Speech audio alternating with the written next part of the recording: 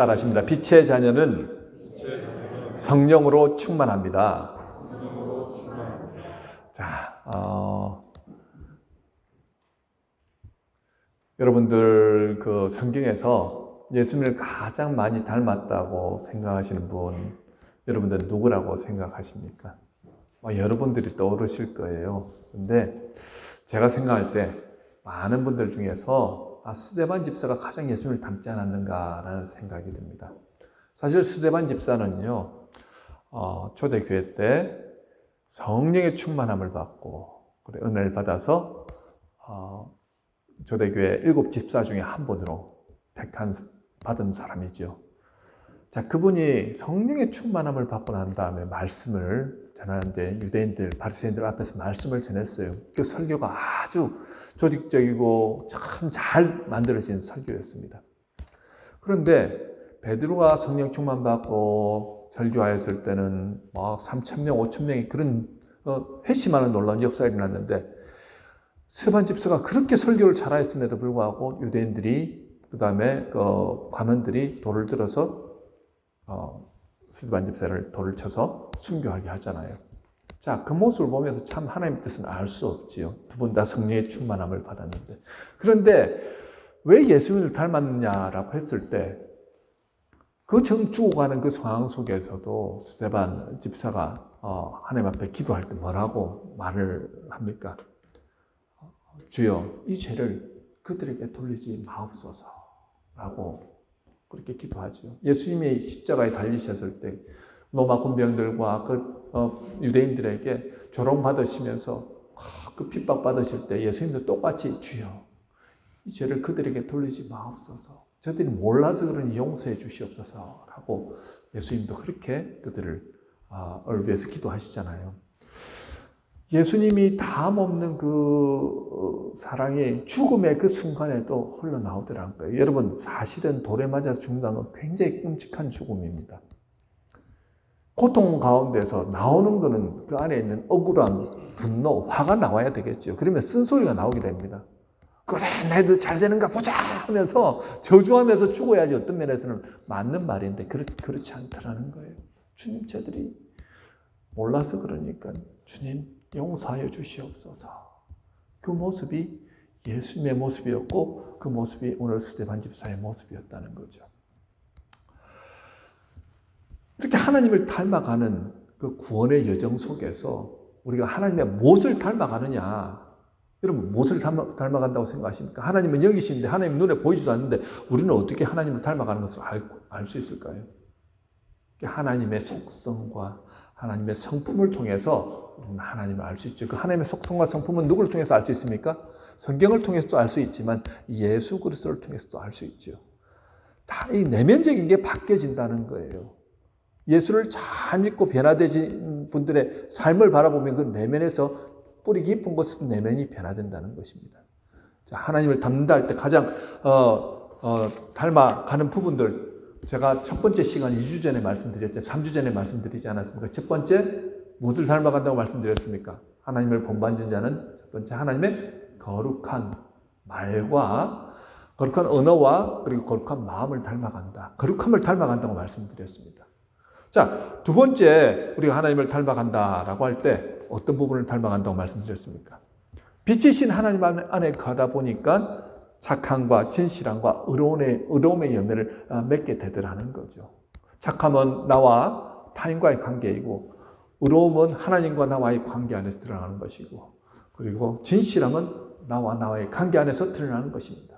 우리가 우리 의지로 이렇게 거룩함으로 빛 가운데 살아가려고 노력하지만 여러분도 이렇게 살아보셨잖아요. 나도 참 예수님을 닮아가고 싶습니다 하는데 그게 잘 되던가요? 어떤 상황과 환경의 여러 가지 일들 때문에 건강에 어려움이 있고 가정에 또 재정적인 부분에 관계 안에서 막 어려움이 생길 때 내가 거룩함으로 온전함으로 예수님을 닮아가겠다 선포하지만 그게 잘 안 되더라는 겁니다. 왜 안 될까요? 악한 영은요, 어떻게 해서든지 우리가 그의 빛 안에 머물지 못하도록 만든다는 거예요. 어떻게 했든지 우리가 그 하나님의 거룩함과 온전한 성품을 닮아가면은 우리 안에서 놀라운 능력이 나타나고 은혜가 나타나고 예수님이 하셨던 그런 놀라운 일들을 경험하기 때문에 그렇게 되지 못하도록 우리 안에 계속해서 어떻게 해요?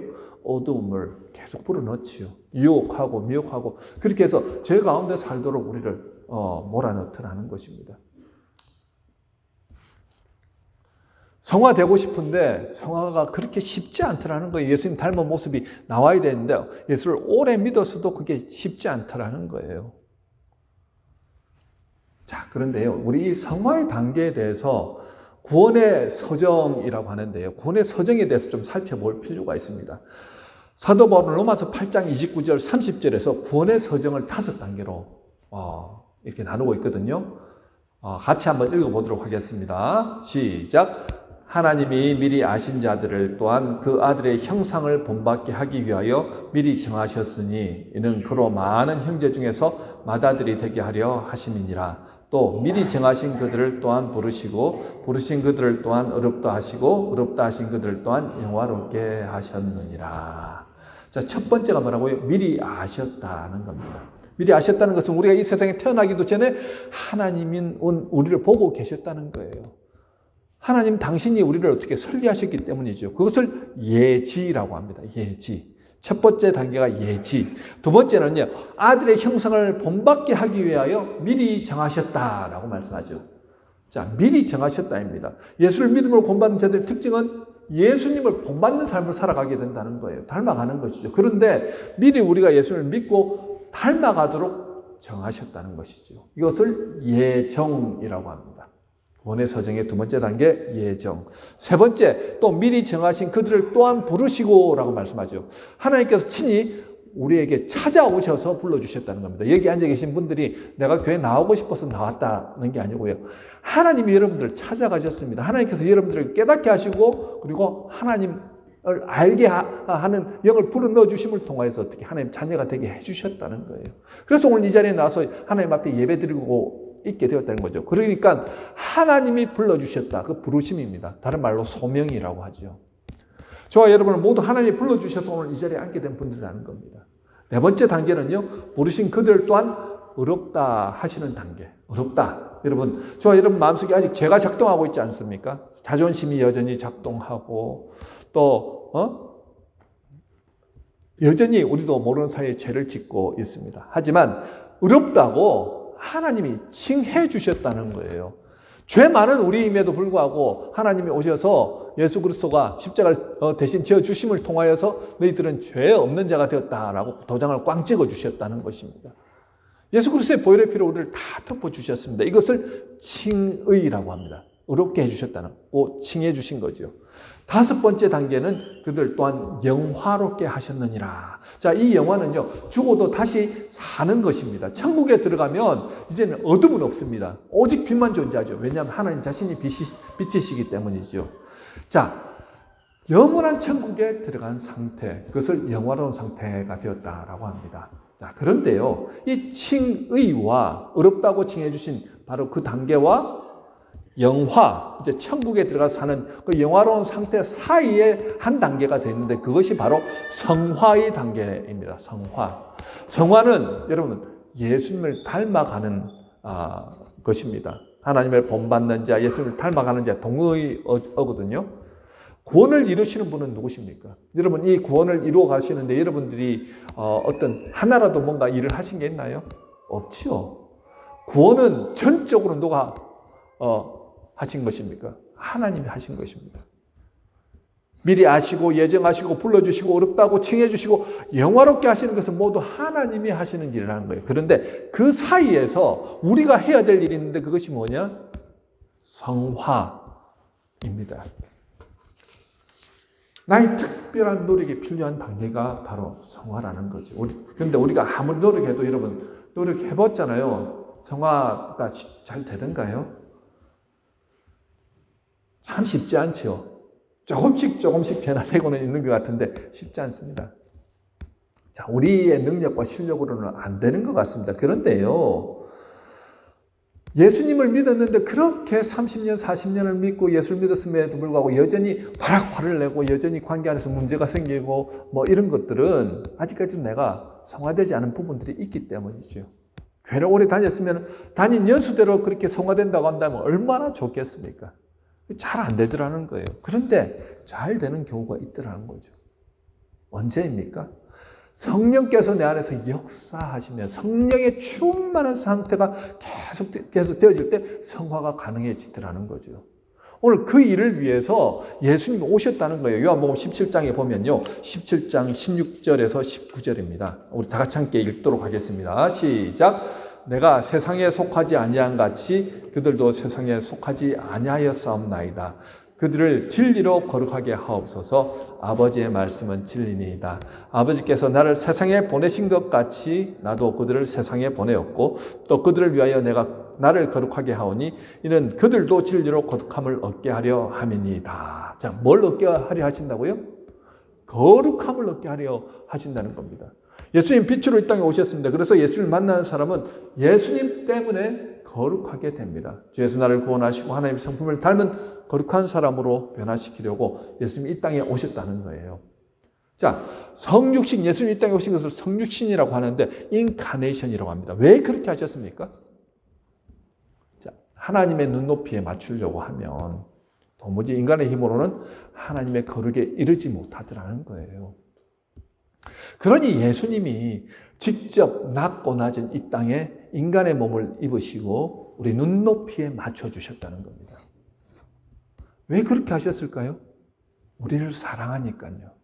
그렇게 해야지 인간이 거룩해지니까 거룩해져야지 하나님과 우리가 어떻게 소통할 수 있는 하나님 앞에 나와서 예배드릴 수 있고 하나님을 느낄 수 있고 하나님을 가득 찬 삶 이 땅 가운데서 하나님의 나라로서 하나님이 통치하시고 다스리는 삶을 살 수 있기 때문에 그런 거죠. 이렇게 예수님이 내 안에서 역사하시는 순간에 어떻게 우리의 성화가 계속해서 이루어진다는 것입니다. 내 안에 예수님이 함께 하시는 것을 느낄 때 말이죠. 이것을 다른 말로 하면 성령 충만한 상태다라고 말합니다.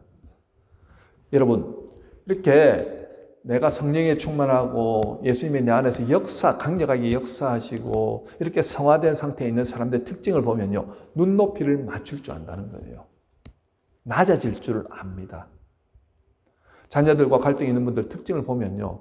자, 아버지나 어머니가 자녀들이 잘 되라고 하는 말이 틀린 말을 하시는 분 저는 한 분도 못 봤습니다. 다들 아들 잘 되라고 딸들 잘 되라고 하는데 자녀들은 그 말을 들으면서 상처를 받고 점점 부모님과의 관계가 멀어지고 부모님을 생각할 때 틀린 말 하는 건 아니지만 귀를 닫아버리고 이런 일들이 왜 일어날까요? 부모님들은 그런 삶을 다 살아오셨기 때문에 경험이 많기 때문에 좋게 얘기를 한다고 하지만 자녀들의 눈높이에 내려가셔야 되는데 내 눈높이에서 자녀들을 끌어올리려고 하니까 아직 자녀들은 어떻게 해요? 그 눈높이가 안 되지요. 그러니까 자꾸 갭을 느끼고 잔소리를 어떻게 좋은 권면을 함에도 불구하고 잔소리로 듣게 되고 그 다음부터 계속 갈등이 생기고 나는 그렇게 지금 이 단계에 올라올 단계가 아닌데 부모님이 이 단계를 원하시고 그러면서 갈등이 더 깊어지고 상처를 받게 되고 그런 일들이 일어나더라는 거예요. 부부관계도 마찬가지 아닙니까, 여러분? 왜 부부가 사랑해서 결혼했는데 죽자고 싸울까요? 아니, 눈높이를 맞춰야 되는데 나는 지금 이 자리에 있으면서 남편은 이 정도 높이에 올려놓았습니다. 기대치가 높다는 거예요. 그러면서 다른 남편하고 비교를 하고 남편도 아내가 이 눈높이로 있으면서 이 눈높이로 올라오기를 바라는데 그러다 보니까 계속해서 갈등이 생기고 어려움을 겪더라는 거죠. 그런데 부부관계가 좋은 가정을 보면요. 한 사람이 눈높이를 낮춥니다. 낮아지는 거예요. 왜요? 예수를 잘 믿다 보니까 예수님이 이 땅에 오신 것이 낮아지기 위해서 오셨지 자신이 예수님네 하면서 자기의 권위를 세우기 위해서 오신 게 아니라는 걸 발견하였기 때문입니다. 예수님으로 충만한 사람은요, 자기를 내세우지 않지요. 예수님에 충만한 사람은 자기가 낮은 곳까지 내려와서 그 사람의 눈높이에 맞추어주는 사람. 그것이 바로 인카네이션 된 사람의 특징이라는 거예요. 예수와 내가 하나 된 사람. 기꺼이 예수님의 말씀에 순종하고 그 말씀대로 순종하며 살아가는 사람들. 여러분, 사실 여러분들이 그렇잖아요. 6.25를 경험하신 분들, 또 6.25 때 큰 고통을 당하신 분들은 김일성이 원수처럼 느껴집니다. 그런데 저는 사실은 전후 세대이기 때문에 6.25의 참담한 현상을 그냥 필름으로만 보았지, 사실은 저는 김일성하고는 아무런 관련이 없어요. 저보고 김일성이 원수라 그러면 그런갑다 그러지, 저는 전혀 감정적으로 어떤 그런 고통을 느끼지 않거든요. 누가 제게 원수가 되겠습니까? 저를 아프게 한 사람, 저 자존심 상하게 한 사람, 저하고 관계 안에 좀 어려움이 생긴 사람이 원수가 되더라는 거예요. 여러분 그렇지 않습니까? 왜 그런 관계 안에서 어려움이 생기고 고통이 생기고 그럴까요? 내가 예수님처럼 나의 자존심 건드리는 사람, 나를 고통스럽게 한 사람을 향해서 내 자존심을 세우고 나를 드러내려고 하고 내가 난데 하고 하면서 서로가 서로의 그 어떤 기싸움이 벌어지고 하다 보면은 결국은 어떻게 해요? 계속 대치되고 싸우게 되고 고통을 주고받게 되는 거죠. 그 사람이 원수가 되더라는 거예요. 그런데 한 사람이 예수님의 마음을 품고 예수님이 가셨던 그 길을 나도 가겠습니다 하고 낮은 곳으로 내려가기 시작했을 때 그때부터는요, 관계 안에 갈등이 해결이 되더라는 거예요.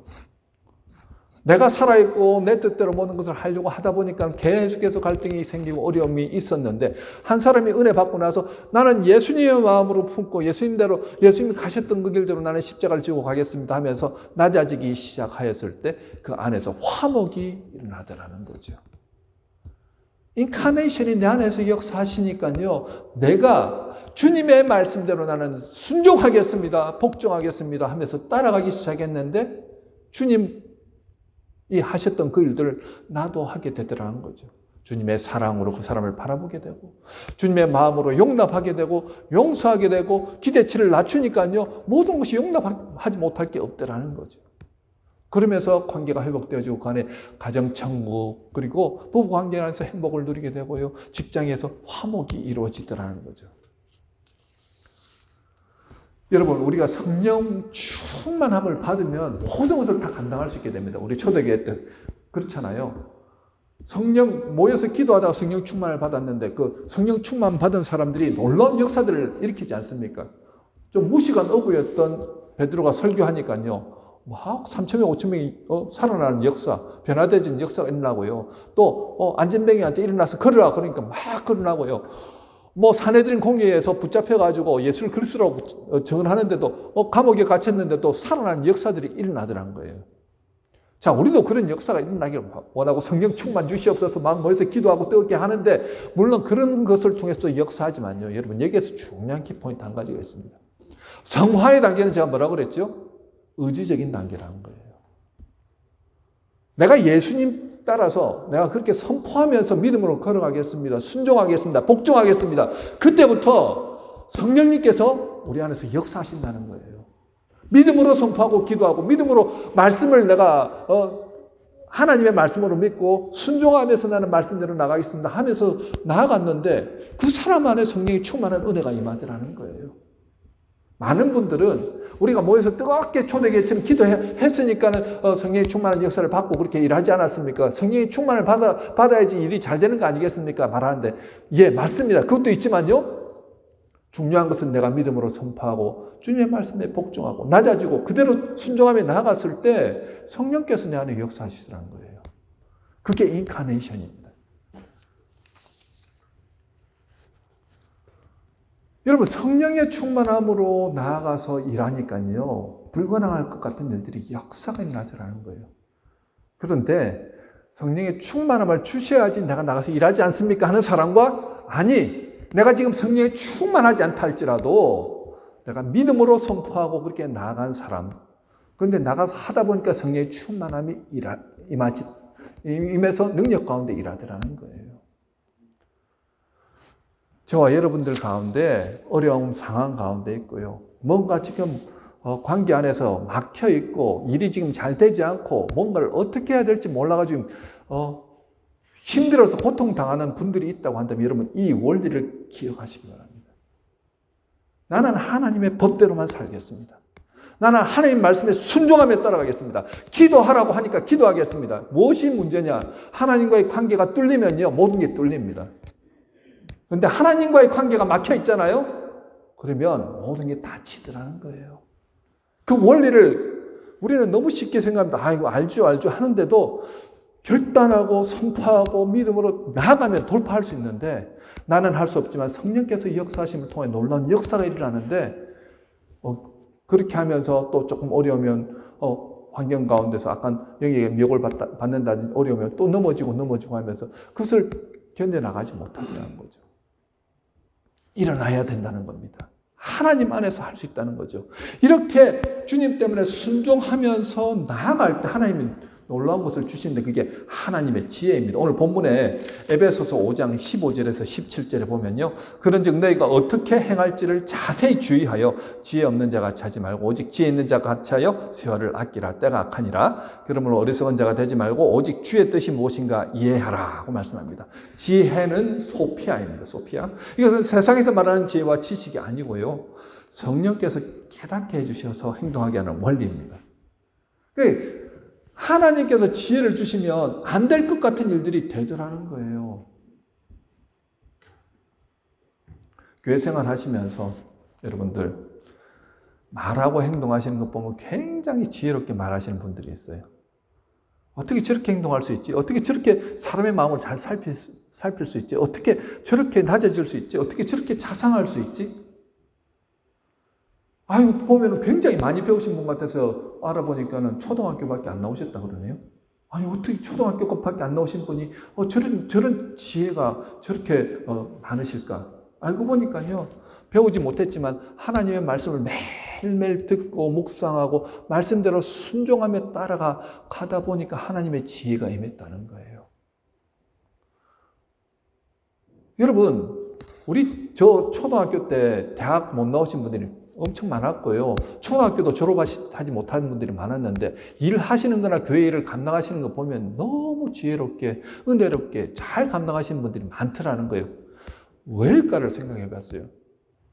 그분들은 정말 순수하게 순진하게 하나님의 말씀대로 순종하며 따라가더라는 거예요.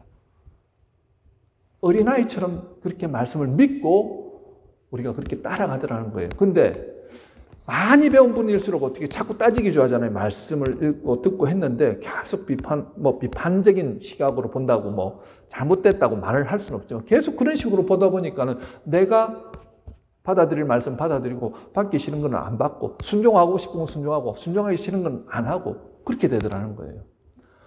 그런데 정말 믿음으로 어린아이같이 말씀대로 나는 순종하겠습니다 하고 철저하게 말씀 따라 갔는데 하나님의 지혜가 막 임하더라는 거예요.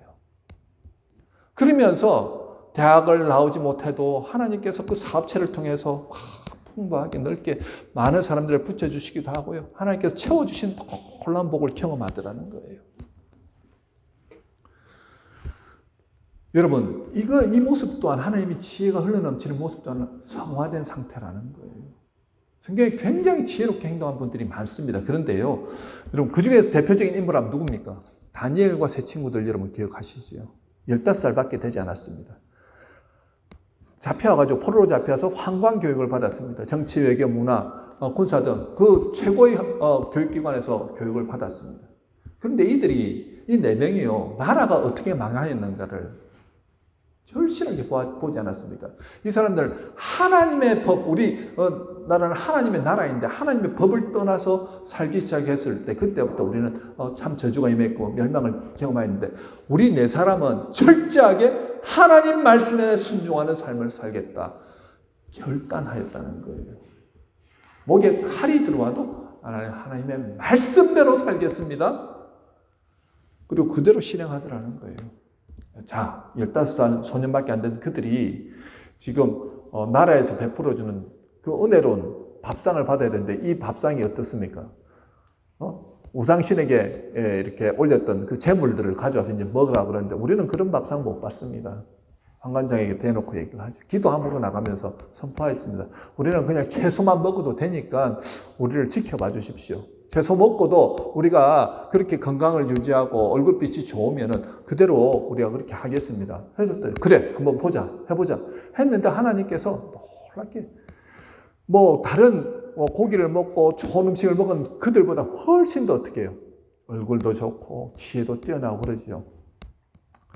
여러분, 채식만 먹고 금식하고 기도하였음에도 불구하고 하나님께서 차고 넘치도록 하시는데 하나님이 무엇을 다해 주셨냐면 그들에게 지혜를 다해 주셨다라고 하는데 다른 사람보다 10배나 더한 지혜를 다해 주셨습니다.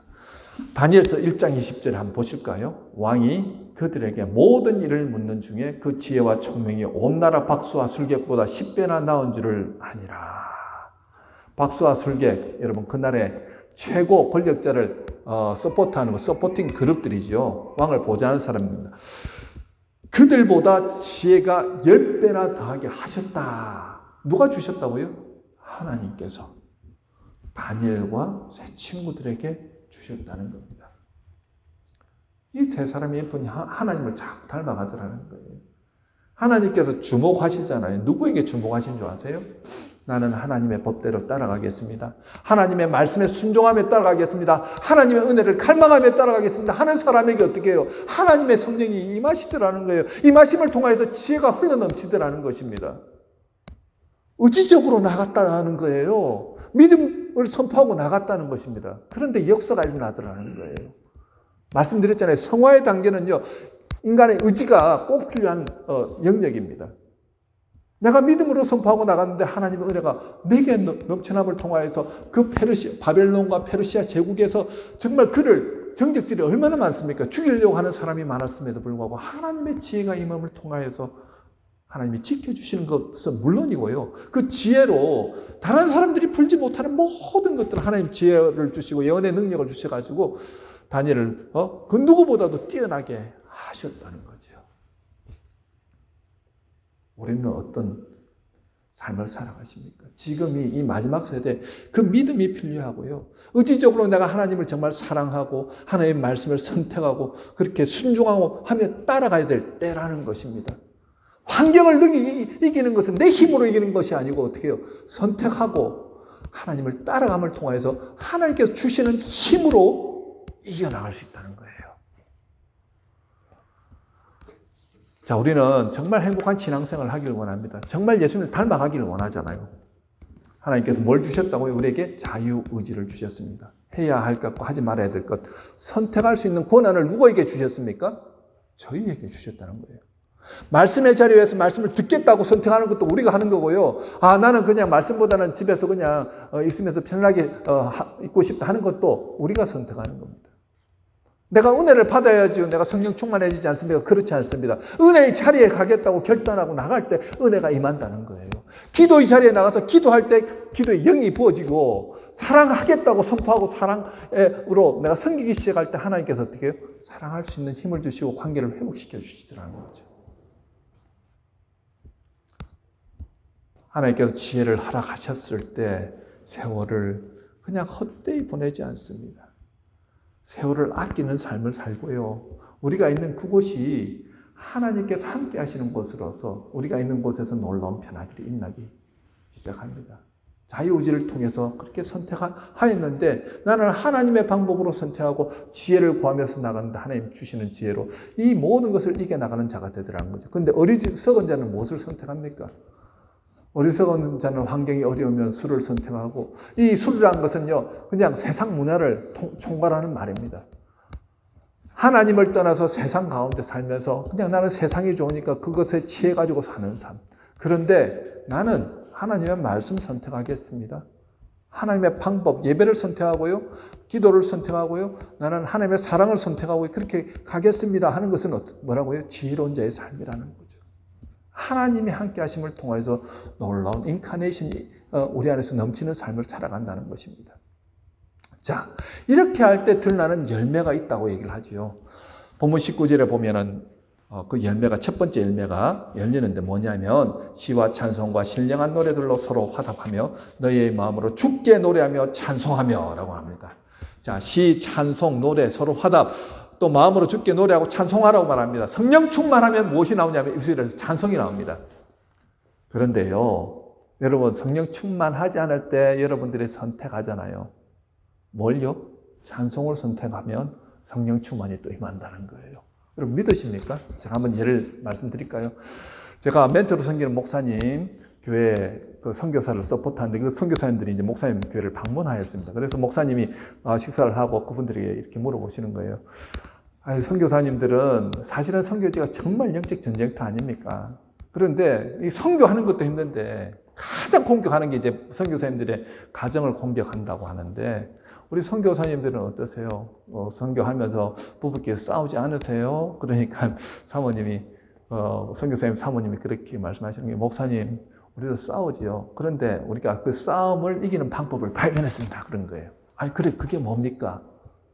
그러니까 말씀하시는 거예요. 지금 정말 사소한 것으로 싸웠는데 그게 큰 싸움으로 우리 선교사님 남편과 큰 싸움이 됐다는 거예요.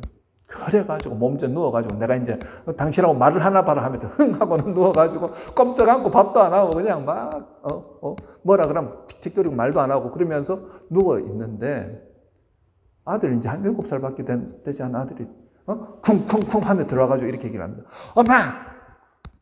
엄마 이렇게 하면 사탄에게 지는 거예요. 7살짜리가 뭘 안다고 엄마 이렇게 하면 사탄에게 지는 거예요. 그렇게 얘기를 하더라는 거예요. 그때 깜짝 놀랐답니다. 아, 내가 지금 사탄의 밥이 되고 있구나. 그러면서 그 선교사 사모님이 결국은 이래서는 안 되겠다 하고 찬송을 틀어놓기 시작했다는 거예요. 성가대 찬양도 틀어놓고 24시간 찬양하는 방송에서 찬양을 계속 틀어놨다는 거예요. 처음에는 미워하던 마음, 분노의 마음, 화난 마음으로 가득했는데 찬양을 듣기 시작했습니다. 가사를 들으면서 하나님의 은혜가 능력이 막 임하는 거예요. 그 미웠던 남편이 참 긍휼한 마음이 생기는 거예요. 아까 말씀드렸잖아요. 하나님의 인카네이션이 내려오면 그 사람이 미움의 대상이 아니고 어떻게 사랑의 대상이 됩니다. 긍휼의 대상이 됩니다. 찬양이 들어와서 내 안에서 역사하기 시작하는데요. 그 미웠던 남편이 긍휼한 마음이 되고 참 귀한 남편인데 이 힘든 곳에 나와서 선교하는데 하면서 그 남편을 마음이 변하면서 사랑의 마음으로 변하더라는 거예요. 나중에 찬양을 따라하는데 힘찬 찬양이 나올 때는 할렐루야 하면서 예수뿐이나 하면서 막 찬양을 하게 되고 그러면서 그 안에서 어떻게 해요? 내 안에 기쁨이 흘러넘치더라는 거예요. 그러면서 내 마음 가운데 어둠이 싹 사라졌다는 겁니다. 미움과 증오, 분노 다 사라지더라는 거예요. 누구를 찬양했는데요? 하나님 찬양했는데 내 마음에 구원의 기쁨이 흘러넘치더라는 거예요. 하나님 찬양했는데 나 혼자가 아니구나. 하나님이 나와 함께 하시는구나 하는 것을 느꼈다는 것입니다. 그러면서 그 가정에 기쁨이 넘쳐나고 부부관계가 회복되고 선교하는데 능력 가운데 선교를 감당하게 되었다고 그 간증하는 것을 그 목사님 통해서 제가 들었거든요. 여러분 찬양은 하나님을 찬양한 거예요. 우리가 그냥 슬플 때 그냥 가요 듣고 위로받고 그런 게 아니고요. 하나님 찬양하는데 왜 우리가 위로를 받습니까? 하나님 우리를 사랑하시는 분이고 우리를 구원하신 분이시기 때문에 그 구원의 기쁨을 노래하는 거예요. 구원의 기쁨을 노래하다 보니까 하나님께서 지금 나와 가까이 함께 하신다는 것을 강력하게 느끼죠. 의지적으로 뭘 할 때요? 찬양을 하십시오. 힘든 분들 계십니까? 어느 순간 찬양을 틀어놓고 찬양을 듣고 찬양을 하는 것 자체를 부담스럽게 느끼지 않으세요? 근데 다시 이제는 의지적으로 나가는 겁니다. 하나님을 찬양한 곳으로 나가십시오. 즐겨 하십시오. 힘들 때는 그냥 24시간 틀어놓고 계셔 보십시오. 여러분 안에 분명한 변화가 일어납니다. 두 번째는요. 성령 충만할 때 나온 두 번째 열매가 있는데 감사입니다. 감사. 20절입니다. 함께 읽겠습니다. 시작. 범사에 우리 주 예수 그리스도의 이름으로 항상 아버지 하나님께 감사하며 항상 아버지께 감사하며라고 말합니다. 중세시대로부터 내려오는 전설이 있는데요. 하나님께서 두 천사를 세상에 내려보내시면서 성도들의 기도를 받아서 올라오라고 했습니다. 사실은 이것은 요한계시록에 나오는 그 내용인데 천사들이 금향로에다가 성도들의 기도를 담아서 하늘로 올라간다는 그런 내용이 있지 않습니까? 그것을 기초로 해서 나온 전설인데요. 두 천사가 내려와서 한 사람은 역할 분담을 했답니다. 강구를 담아서 올라가기로 하고 한 사람은 감사를 담아서 올라가기로 했습니다. 자, 여러분들 한번 퀴즈를 낼게요. 두 사람 중에서 누가 빨리 그를 모아서 하나님 앞에 올라갔을까요? 간구를 모은 천사일까요? 아니면 감사를 모은 천사일까요? 감사 아니면 간구? 누가? 간구인 분들만 한번 손 들어주세요. 왜냐하면 이게 참 중요한 겁니다. 간구. 그럼 감사인 분들. 이제 간구인 분들 하니까 한 분 들었고요. 감사인 분들 하니까 아무도 안 들었어요. 아마 부끄러워서 그러신 것 같은데. 자, 답은요, 감사입니다.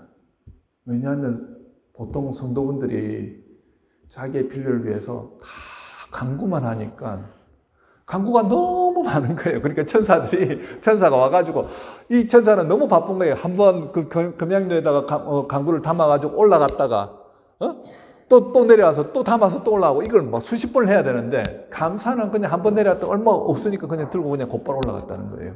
무슨 말입니까? 우리 기도의 가운데 감사가 사라졌다는 거예요. 하나님 좀 도와주세요.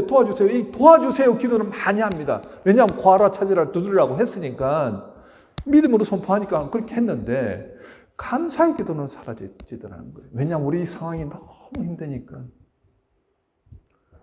여러분, 항상 기뻐하라 쉬지 말고 기도하라. 그 다음에 뭐라고요? 범사에 감사하라. 범사에 감사하라고.